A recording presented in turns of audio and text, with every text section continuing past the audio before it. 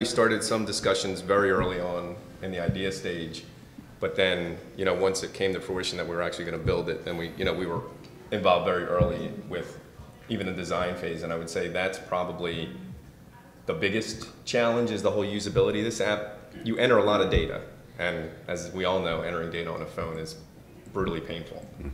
So it was challenging to come up with a good user experience to limit how much they had to do and to make it intuitive and obvious when they were doing it.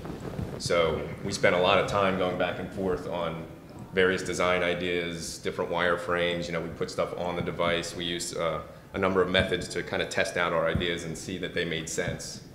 And so that's how we got started. And then from there, it was a matter of getting onto the implementation and working with DID to get it in their hands as quickly as possible and say, hey, this is working, this isn't working.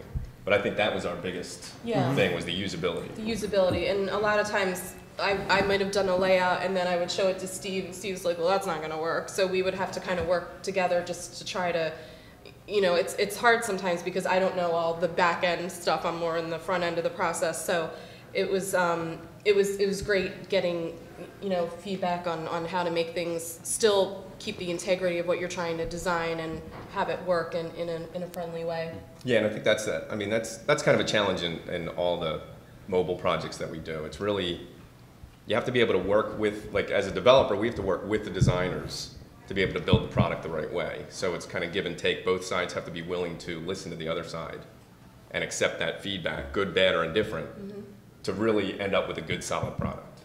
And I think we did that. Yeah, absolutely.